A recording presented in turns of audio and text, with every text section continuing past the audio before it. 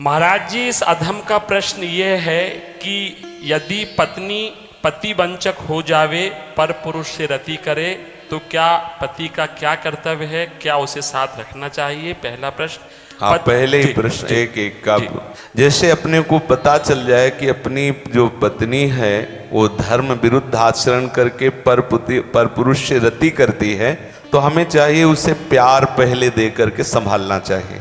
क्योंकि आजकल ये गलतियां साधारण स्वरूप धारण कर रही हैं। नए नए बच्चों को ना तो हम ब्रह्मचर्य के बारे में शिक्षा दे पा रहे हैं, ना हम उनको इस धर्म के बारे में शिक्षा दे पा रहे हैं। आज की जो नई पीढ़ी है, तो जैसे आज हमारा मन आया तो इस दुकान की वस्तु पाई, कल उस होटल की पाई, परसों उस होटल की पाई, ऐसे वो इन क्रियाओं को एक मनोरंजन समझने लगे हैं। कोई धर्मशास्त्र है वो ऐसा निषेध करता है, ये बात आज तक बच्चों तक पहुंच ही नहीं रही है। कितने ऐसे बच्चे हैं जो कहते हैं मुझे ये बात पता ही नहीं थी, और उनसे गलतियां, और कुछ ऐसे हैं कि प्रमादवश इन बातों को सुनते भी नहीं, मानते भी नहीं। अब क्या हुआ, जब उन बच्चों का ब्याह होगा तो उनका अभ्यास है। जैसे कोई एक बच्चा जब उससे परिचय प्राप्त हुआ तो उसने बताया हमारे 9 गर्ल फ्रेंड हैं। अब अपने लोगों के तो समय में मतलब ये तो अभी यही सुनने को मिलता है। ऐसा तो देहात में विशेष पवित्रता का ये भाव रहता है, ये कभी तो हुआ ही नहीं, ऐसा था ही नहीं। 30-40 वर्ष पहले सब बातें कभी सुनने को नहीं मिली। अच्छा, अब जब 9 हैं तो अब उनके भी कई होंगे बॉयफ्रेंड। अब उनके संबंध कैसे हैं, अब ये तो हम नहीं जानते ना। मित्र बनाना कोई दोष नहीं है, लेकिन मित्र बन के अपनी सीमा में पवित्र रहना ये बड़ी मुश्किल बात है। क्योंकि बड़े बड़े साधक जो जितेंद्रियता के मार्ग पर चलते हैं उनसे भी चूक होने की संभावना रहती।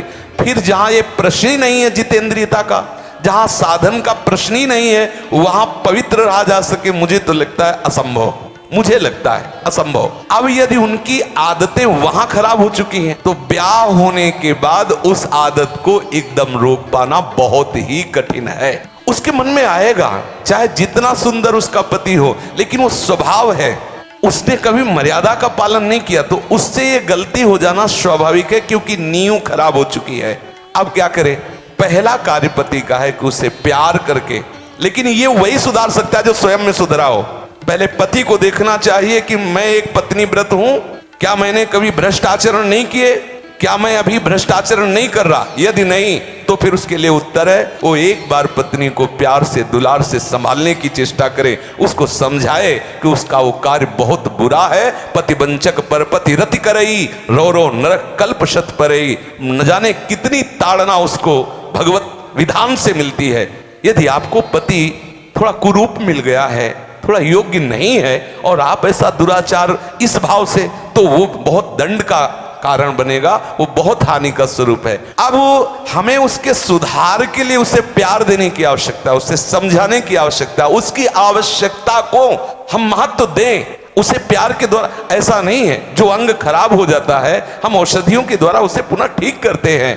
जब ऐसी स्थिति हो जाए कि पूरे शरीर में सड़न हो तो फिर कटवा देते हैं। जब ऐसी स्थिति हो जाए कि बहुत बार समझाने पर भी धर्म विरुद्ध आचरण, तो फिर अपने भारतीय संविधान में तलाक की व्यवस्था है, फिर वो विधान कर ले। मारने पीटने की जरूरत नहीं है, उसको साबित करके कि आपको बहुत बार समझाया लेकिन आप धर्म विरुद्ध आचरण करते हैं, और मैं धर्म के मार्ग में चलना चाहता हूं, इसलिए हम आपको प्रणाम करते हैं, नमस्कार करते हैं, आप अपना मार्ग चयन कर लीजिए। दंड देने का विधान सरकार को है, स्वयं को नहीं। पहले प्यार के द्वारा समझाए, ना समझ में आए तो संबंध खत्म कर दे, लेकिन उसे किसी भी तरह से ऐसे प्रताड़ित ना करे जो हमारे राज्य विधान के विपरीत पड़े, जो हमारे राज्य संविधान के विपरीत पड़े। पहले प्रश्न का महाराज जी, पत्नी के लिए प्रायश्चित क्या है? क्या भजन से उस स्त्री का कल्याण? भजन से किसी का भी कल्याण किया जा सकता है।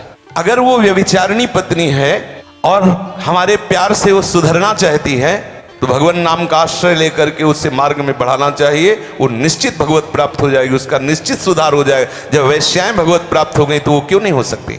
गलती किसी से भी हो सकती। पहले गलती देखने वाले को देखना चाहिए कि मेरे अंदर गलती है कि नहीं।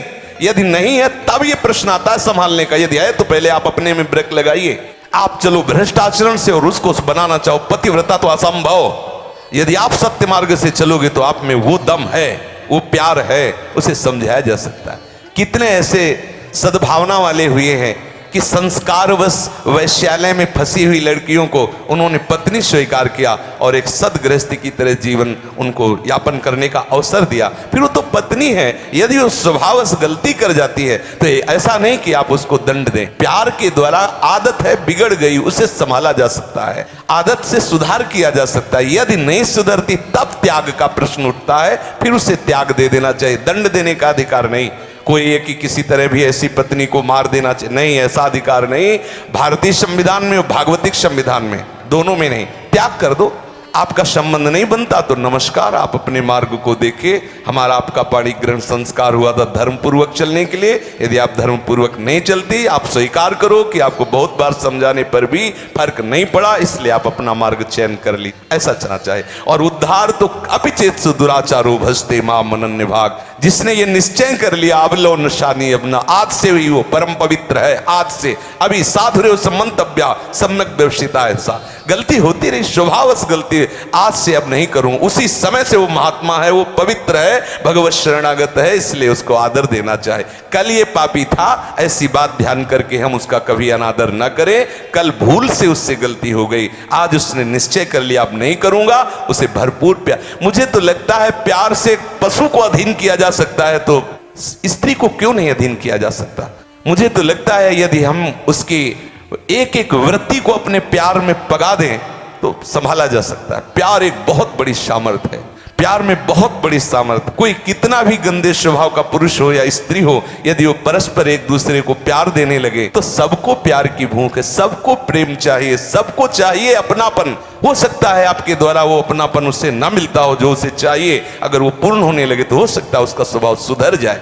हमें हर तरह से पहले प्रयास करना चाहिए कि हमारी पत्नी हमारे भाव के अधीन हो जाए, हमारे सत्मार्ग में चलने वाली बन जाए। जब ऐसा ना हो तो अंतिम बात है त्याग दे, उसे दंड विधान के द्वारा स्वयं दंड न दे।